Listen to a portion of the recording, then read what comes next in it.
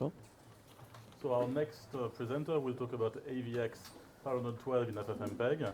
He's also the co-organizer of this dev room. Please welcome Kiran.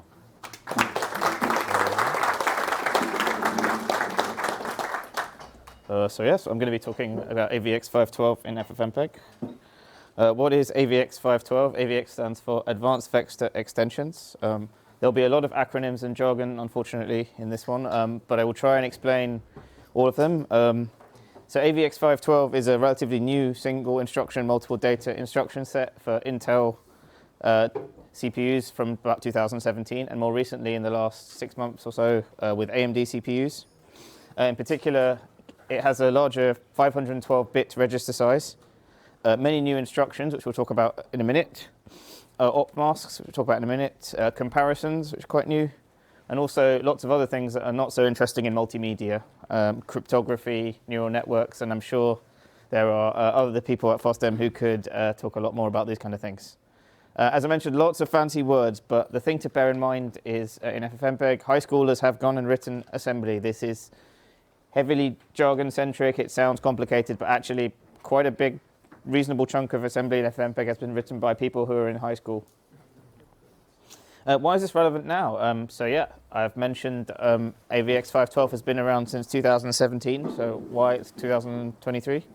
Well, Skylake was the first CPU generation from Intel to have AVX512 support, but it had very large performance throttling when you use them, so your effective CPU capability speed went down quite dramatically. And so this was fine if you were doing high performance computing in academia, for example, like fluid dynamics, where you were using these instructions 100% of the time.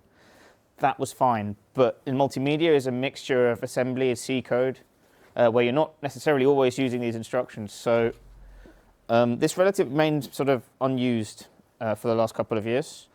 You could still use these new instructions, though, with the smaller register sizes, and I'll show an example of this later. But the first Intel CPUs not to have such throttling were the Ice Lake 10th and 11th gen Intel CPUs.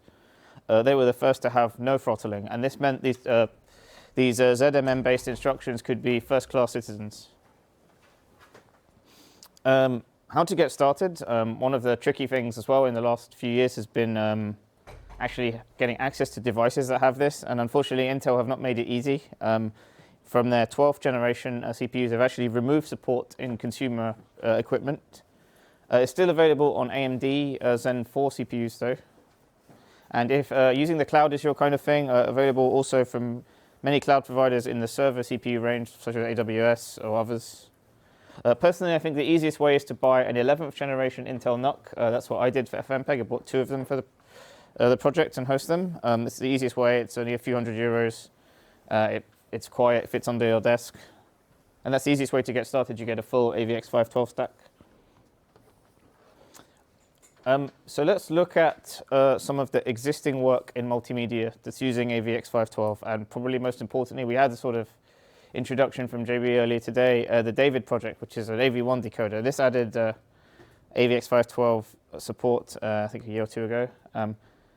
It's particularly beneficial in AV1 because AV1 has large block sizes, sort of in comparison to more traditional standards, traditional codecs like H.264 and others, which are smaller.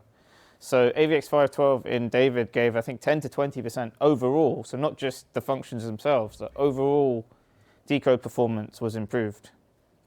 And it's actually been a running topic, which is quite interesting over today, is in FFmpeg that we use, and David, and also we use this classic FFmpeg X264 approach to assembly, which is no intrinsics, no inline assembly, no special SIMD sort of libraries to make life easier. It's raw assembly language, and I'll show some examples of that.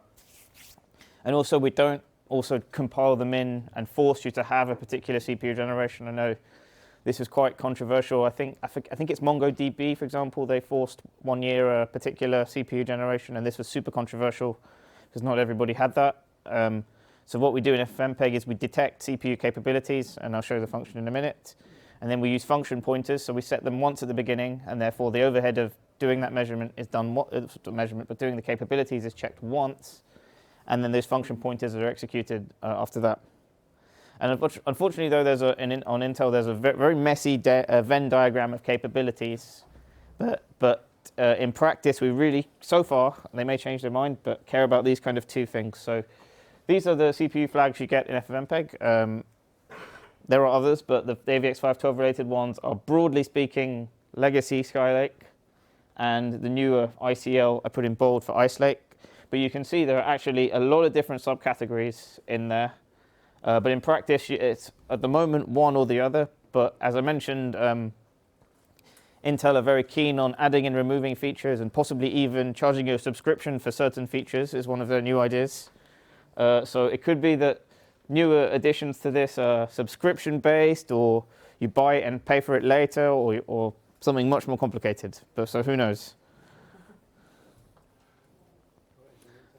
So I guess unfortunately, there's some sort of dependency in explaining a few of the topics and some of the benefits without explaining some of the backstory.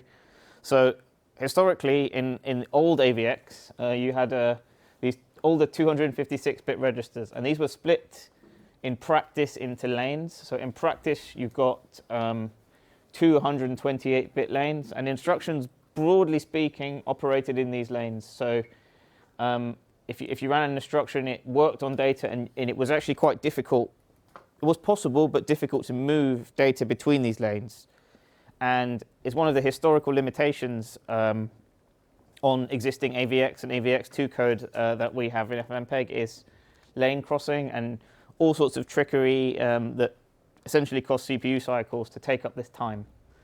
That takes time to compensate for the lanes. I have to talk a bit about K-mask registers as well. So AVX512 adds this new set of registers called K-masks, K0 to K7. And this allows the destination register to remain unchanged. So, for example, underneath you could have an addition, but actually it's a simple case, and you wouldn't. Obviously, you could just add 0 and it's unchanged. But you could actually use the K-mask to say, actually, I don't want addition to be applied to these elements. I want this just to be a pure pass-through.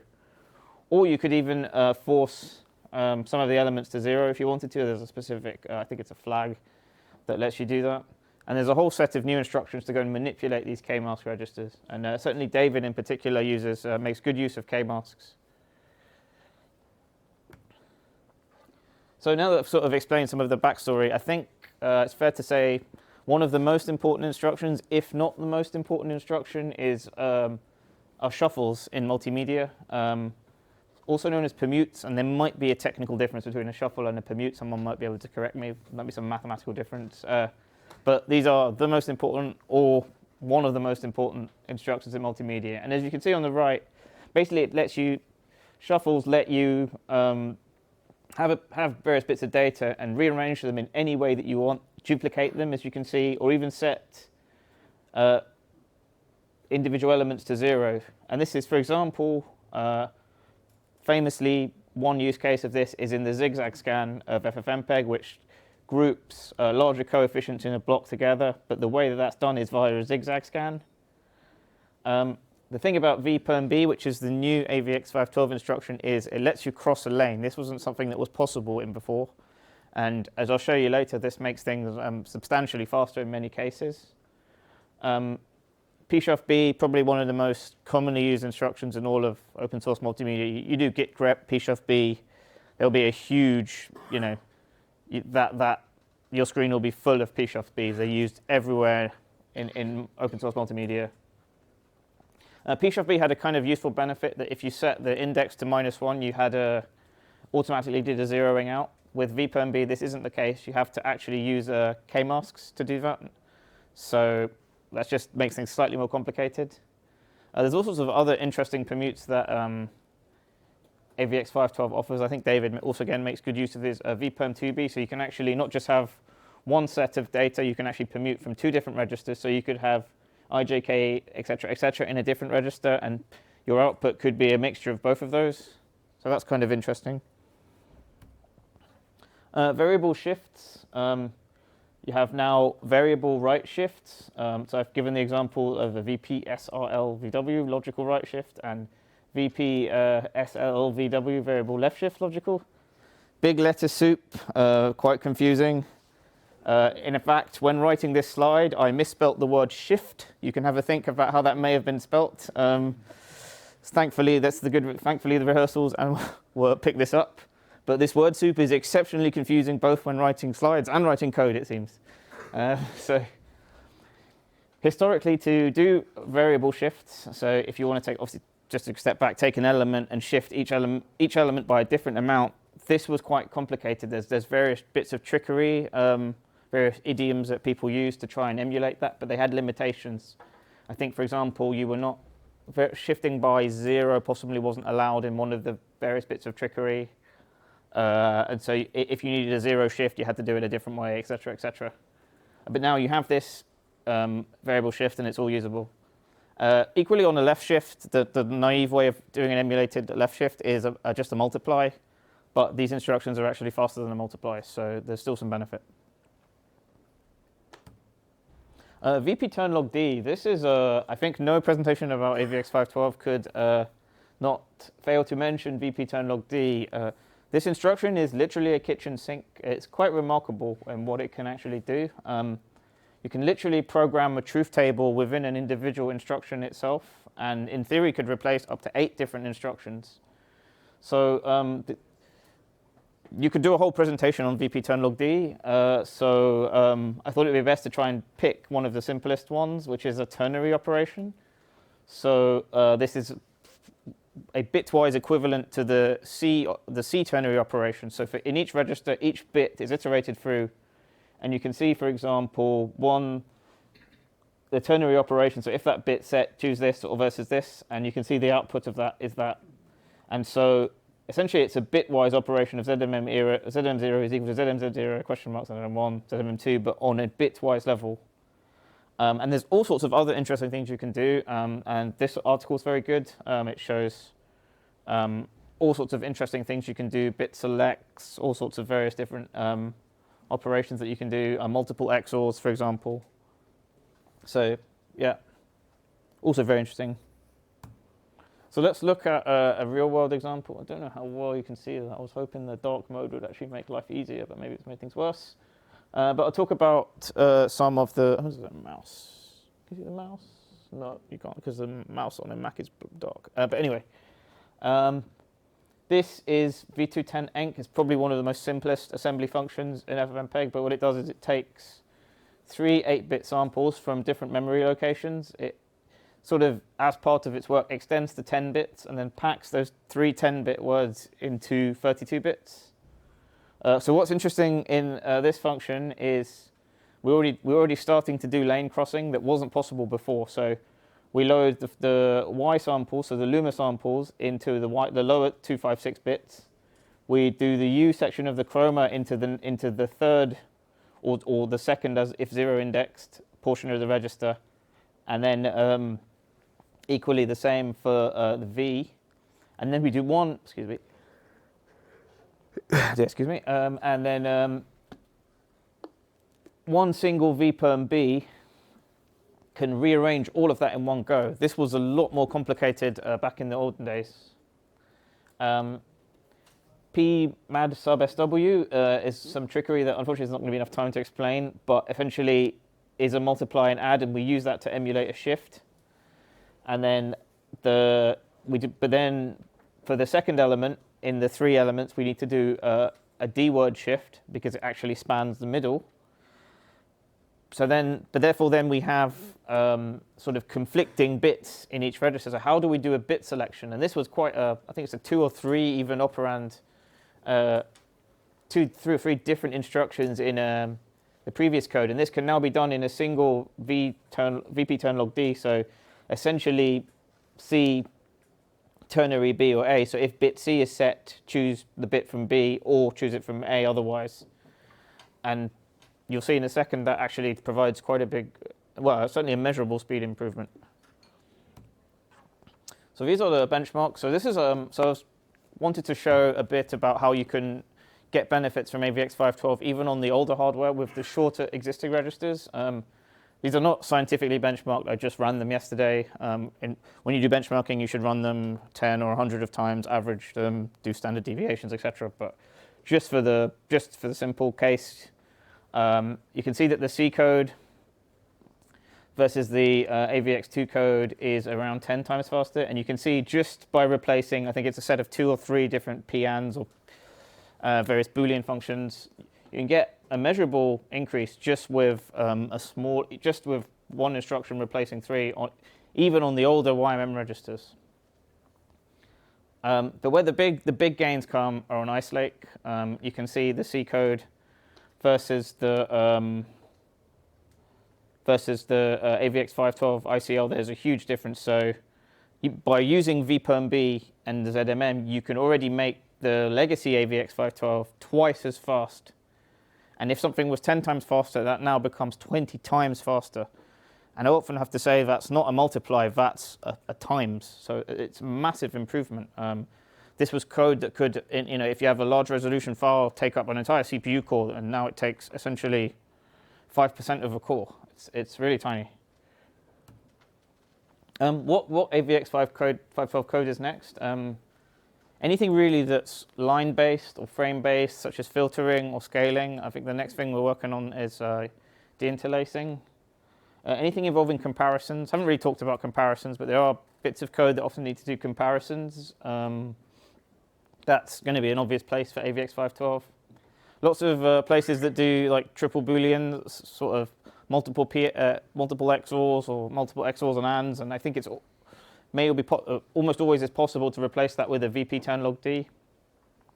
Likewise, in the code base, there's various different idioms and trickery to try and emulate a variable left shift and right shifts, or multiplies for the left shifts and trickery for the right shifts. This could be used with the word soup, the sort of letter soup instructions to try and reproduce that.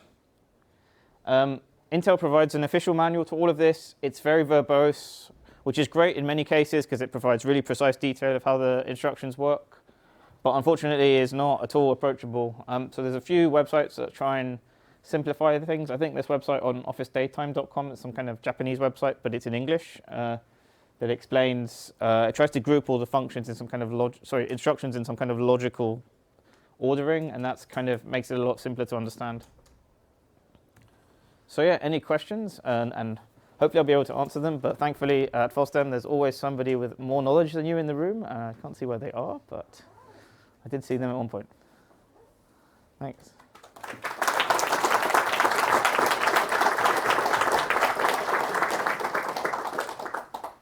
So any questions in the room? Yeah. Yes? Regarding the direct assembly writings of AVX512, there's about 7,000 instructions of AVX512. Why? If you choose the direct assembly, then you essentially might miss out on potential instruction scheduling between different architectures. New compilers might schedule better, you might get performance benefit in the future. So I know it's but then you have to ship a binary for each version. No, Sorry, repeat the question. To write in intrinsics, that's what I'm saying. In order to the question is it's the classic, essentially the classic question: can the compiler do a better job than a human? Question. In David, certainly the register allocation has not been very good in compilers historically. David has got its own. David has shown this quite dramatically because it has its own custom ABI internally, and you wouldn't be able to do that with the compiler. Like come up with your own internal ABI between functions. So there's certainly, I don't know, 10% plus on the individual function speed gains versus doing it in intrinsics. Some bits of some instructions are not available in intrinsics, like always. It's a compromise. Overall, it's been the way in FFmpeg X264 for the last 10 years, and I think all intrinsics and inline assembly is banned, and there's only 1 or 2 bits left, and there's a very good reason why it needs to be there. I have a mixed experience about this. I agree on the ideally assembly is better, but we had some code in intrinsics recompiled with the latest Clang 15. Yeah. And we saw a 15 to 20% speed increase just for recompiling. So but did you try writing it to begin with in? Yes, it wasn't written in write it originally in assembly and compare, but it's. Would have been much harder. But so for example, some of the Some of the bit twizzling in there, for example, a compiler would never really have the understanding to do. In fact, I did try ChatGPT, and ChatGPT at least sort of understood a few of the concepts. It was quite interesting because not quite out of a day job, but I did ask ChatGPT to write this function actually, just sort of to see what, and it did have some vague idea what was going on. It didn't need to sort of be helped, which was quite interesting.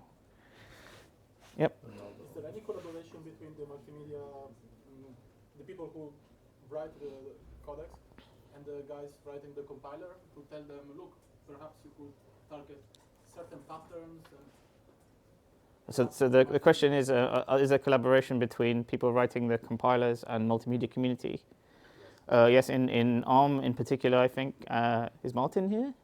No, Martin is not here, but Martin spends a lot of time talking to the compiler community and the linker community on mostly miscompilations is more his thing. And I think, yeah, and I think there is also some sharing of, mostly around the C code, if the C code is badly miscompiled or thought about the wrong, the sort of thought of the wrong approach, because you could see actually this, and in some cases, in some versions of the compiler will really do a bad job on the C, and it can be 40, the assembly can be 40 times faster, and don't know if that's something you can really trust if one day you change compiler version and a function that you thought was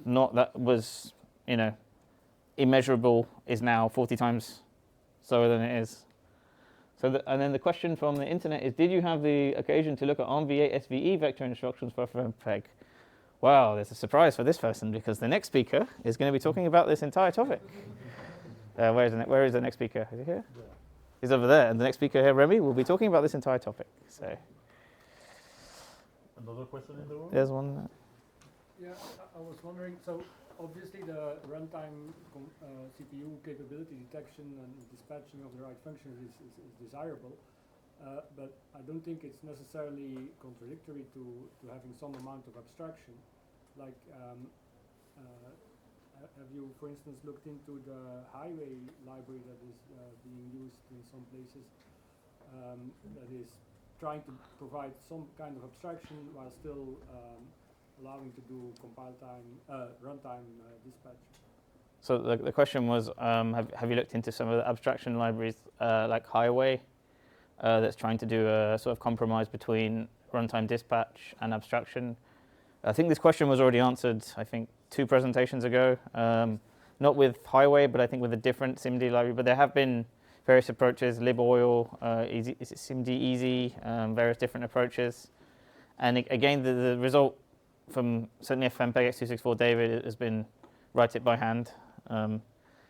It's written once, and you know almost certainly that it's going to be usable for a long time. I didn't really talk about it, but the abstraction, there is a lightweight abstraction layer in X264 and FFmpeg to try and basically to handle 32-bit, 64-bit, and to handle other things like the different ABI calls. The abstraction layer kind of handles some of the future proofing in that respect. But that's there's a blog post online from Ronald, if he's here, but he's not here, that explains some of this. It's another presentation in itself, unfortunately. Another question? Yeah. For your benchmark, do you know which optimization the C code was compiled with? Question was, for the benchmark, what optimizations were the C code compiled with? GCC 03.